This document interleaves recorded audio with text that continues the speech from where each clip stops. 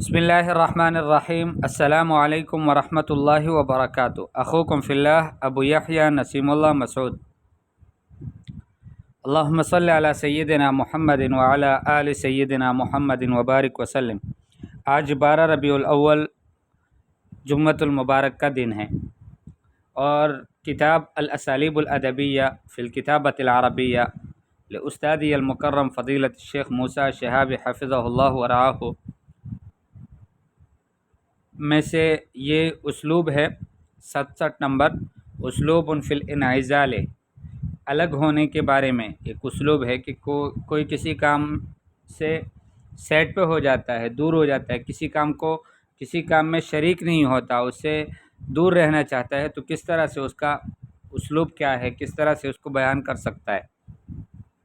تو یہاں پہلا اسلوب لکھا ہے کہ نحن والحمدللہ لسنا فی العیر ولا النفیر، کہ ہم الحمدللہ نہ عیر میں ہیں نہ نفیر میں ہیں.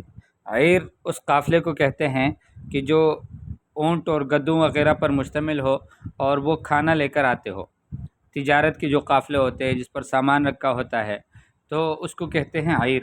اور نفیر اس قافلے کو کہتے ہیں کہ جو جنگ کے لیے نکلتا ہے اور پھر وہ جنگ لڑ کر واپس آتا ہے تو اس کو نفیر بولتے ہیں. تو ہم نہ تو عیر میں ہیں نہ نفیر میں ہیں، نہ اس قافلے میں ہیں جو تجارتی قافلہ ہے، نہ اس قافلے میں ہیں جو جنگوں کا قافلہ ہے. اور عام طور پر عموماً یہ جو اسلوب ہے، یعنی اس طرح کا کہنا کہ فلاں شخص نہ عیر میں ہے نہ نفیر میں ہے، یہ عربوں میں بہت استعمال ہوتا ہے. اور عرب لوگ جب اس کو استعمال کرتے ہیں تو وہ مقام حمد میں نہیں کرتے بلکہ مقام مدح میں نہیں کرتے بلکہ مقام ذم میں کرتے. وہ کسی کی برائی بیان کرتے ہیں تو کہتے ہیں یہ کسی کام کا نہیں ہے، اس میں کوئی خیر ہی نہیں ہے، یہ نہ عیر میں ہے نہ نفیر میں ہے. جس طرح ہمارے یہاں اردو میں کہتے ہیں کہ نہ 3 میں ہے نہ 13 میں ہے، تو اس وقت یہ کہا جاتا ہے کہ لیس فی العیر ولا النفیر. لیکن یہاں پر استاد محترم نے اس کو مقام مدح میں بیان کیا ہے کہ ہم الحمدللہ نہ عیر میں ہیں نہ نفیر میں ہیں. مطلب یہ ہے کہ اس کام سے ہمارا کوئی واسطہ، کوئی تعلق نہیں ہے. اس کے بعد ہے نحن اناس مستقلون لیس لنا فی هذا الامر ناقۃ ولا جمل. ہم مستقل لوگ ہیں، ہمارا اس کام میں کوئی تعلق نہیں ہے.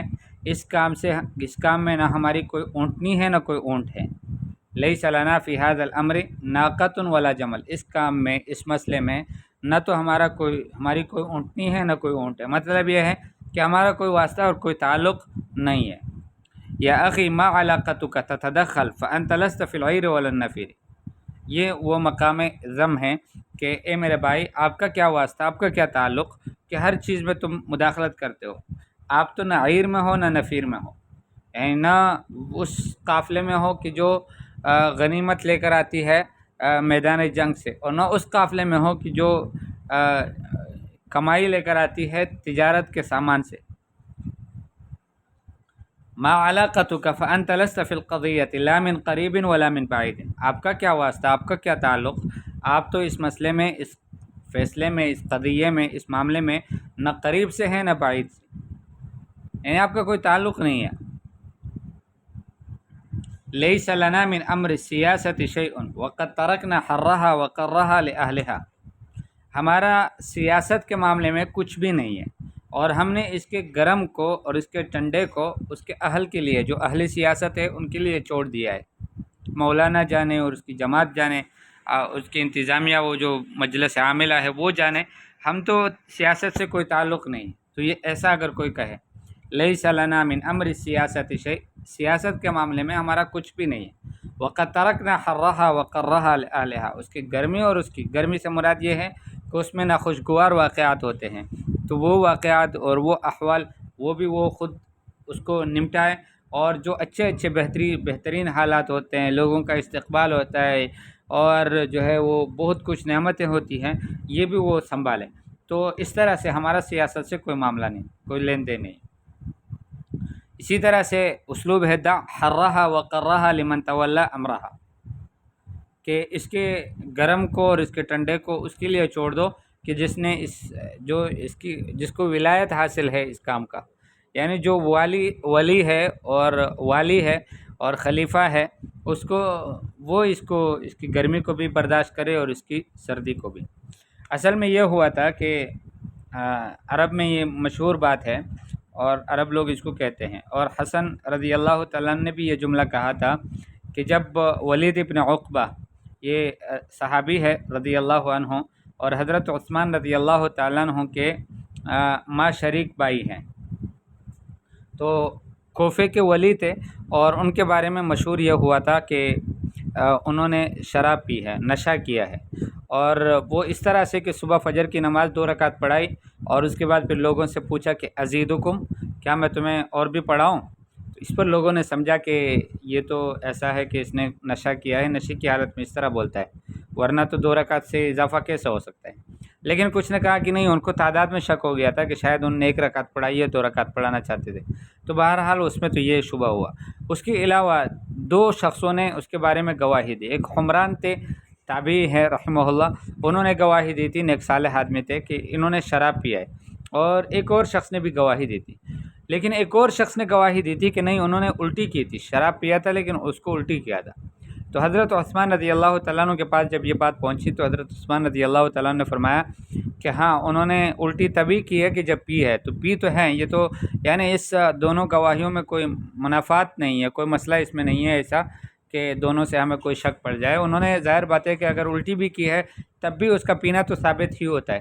تو حضرت عثمان رضی اللہ تعالیٰ نے حکم دیا کہ حضرت علی رضی اللہ تعالیٰ عنہ کو کہ اقم علیہ الحد، اس کے اوپر حد کو جاری کر دو، اس کو سزا دے دو۔ تو حضرت علی رضی اللہ تعالیٰ عنہ نے حضرت حسن رضی اللہ تعالیٰ عنہ سے فرمایا کہ آپ اس کو کوڑے مارو۔ تو حضرت حسن رضی اللہ تعالیٰ عنہ نے اس وقت یہ بات کہی اور کہا کہ وَلِحَارَهَا مَنْ تَوَلَّى قَارَهَا، کہ اس خلافت کی جو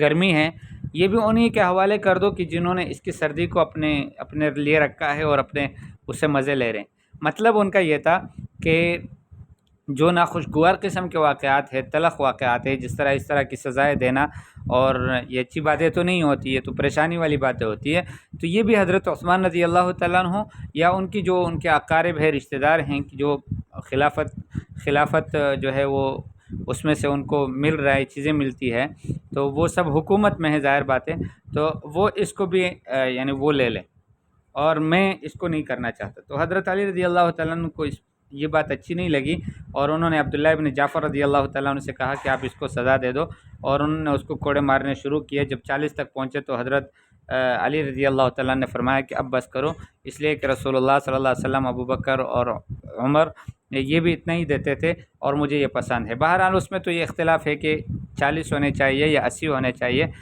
یہ تو اپنی جگہ، لیکن انہوں نے اس کو بھی معتبر سمجھا اور کہا کہ جو بڑوں نے کیا ہے میں بھی اس طرح سے کرتا ہوں۔